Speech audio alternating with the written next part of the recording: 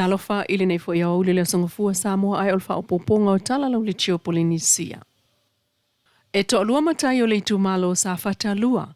Le ua maua manoa e tau vama ia ili palo te le titi alo lai tu malo ili asfraile nei asa se fulo yu lai. Ina ua sui le fina ngalo o le fionga tu ia pu afua tongi le toe se mai le HRPP. E fai le fina ngalo le tele o lo nai tu malo. E langolango le fai ngā malo lo o taita ia Samoa ili taiminei. Le faatua ili atua Samoa ua tasi po le fas. O le langona fo le nā sao ia ili fai pule manu malo le tu malo vai mangwa tolu. Le fionga tai o li seu fiti ai masu. Ai ua avea maala e mamulu ailona no foa mai le palemene. Peitai. O le toe fo ia yo leisi fai pule o le HRPP le fionga tu ia e fa malia le tu la fono. Mo so na avanoa ile fa tua ile tua Samoa ua tasi. Ua toe maua ia avanoa. O isi matai o le tu malo e la tu te tau vai mo le no foa. E au fia ile le ua sua tangaso. Ma tole a foa lo salia sa ngala la niumata.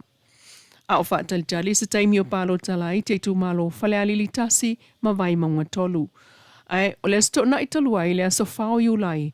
Le nau o tua ile vai ngawha upu whai le whaas i sa fata. Ma moli ma wina e sili el tolu se laun wha tumli ai le mo tole fionga tui ai tonga maui vai e. Ma mai ta wina ai le to tele. Le le ai o ni tau mafa wha alolo ngai tupe le eise avo se whelo inga na wha atino i lea tai au. O vaenga umalava o tāpenanga, mo se palo tala i titi, saunga le mu, ma le file mu le ansoforeile nei. E whaia le moto le metotisi nu suatia, le whakasai vai e, o fusi o le moto le metotisi, whausanga o le whakasa, tāwhitoala o le whakasa, mamuli vai le moto le katoliko.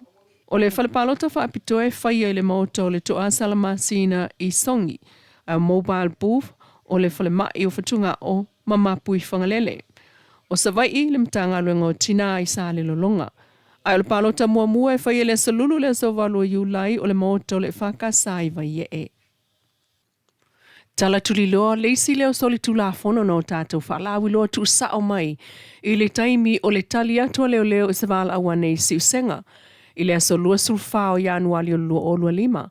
O le ali saina whai pisinisi a tao liu. E o ti eileo leo ili na aso ua loka anelo na whale o loa whaata siai ma le sa whai mana mea. Na o ti eileo leo ma whaapa ne ia ele li ilea whai pisinisi le whana.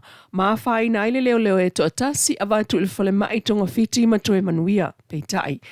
Na whai tau i tū la o whai whiuta na inga leo mai ue lava ina avatu fsoso ani whaapitoa ane ile ofisa o le malo saina i Samoa. Ma tainga mali e aile na whaale tonu ile aso. O le whae ungal vai ason te nei lea nala waile i unga o lono wha amasinonga. Ua whale pui le valu tausanga i mōlianga o le tau whae e whaau o le maliu. O le la au malosi foi na whaau ngā ele i laise neina. Inisi o tala, e ui wa maua leisi teines fulima tausanga o ake nese Paulo le ansa ilia leo matoe whaailoa mai ua maua lea solua o iulai.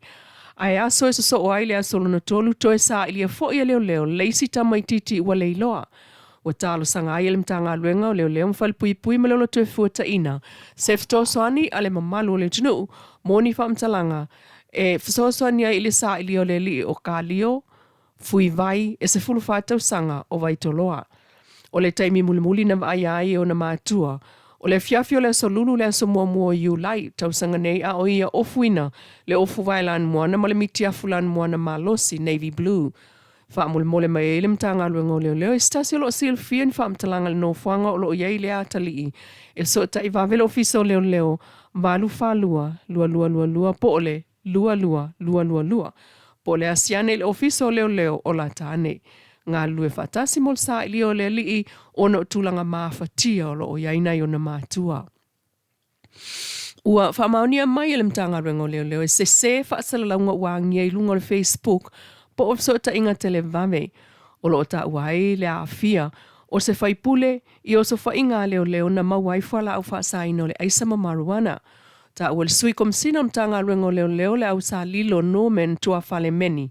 O nā wha asalaunga i se mai le moni, mai ua whautua malosi ai mtanga ruengo leo, i le au whai Facebook, o le soli tu la whanolo whai o ni wha asalaunga i le moni ma pepelo, tau wha leanga, tau wha matau, ma le eisa wha vai. Ai o le tālo sanga, i a ngā rulu e wha ta se tau silfi le mū. E le toi tau whaailoa le unga wa afianga le wa iai Samoa. Ona whala au wha sama ua afia i whanau peitai.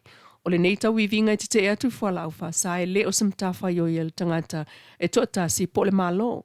Ai o mtafa yoi a tangata umau a inga o ngai ka le sia manu. Ma le atunu u atoa. O le taltununga mautu, tu whata se le se awa noe manu malo ai whala au wha saina. O le unga lava o tanu malala o na mau waile o le ola. O telelu i tau o le olanga wa afiai o tol whanau e le ise a popo i sili ia te atu i whala au wha saina. A wa e onga afianga o le a waima militino whatasi matangata o lo whaia nei whainga le alofa. O le saunuanga whapitoa le na a le fionga le sui pa le mia, muli pola ana lo sa ale molio o le sfaleile lena te nei i le kolisi o vai maunga i le teimina te tala ai le maota o le tausa ili i le whaeaina. Mo lea o uina o le ngangana Samoa. Na ia sao noa ia toa anga lea o ngam finau i o tau wala tau sini o mwha moe i le atua. Ia tau tuana ma o tau le nei ngā luenga tele, ia tau solo mua, ma ia o tau le wha mama, wha matango fie, teu ma awal tustusia.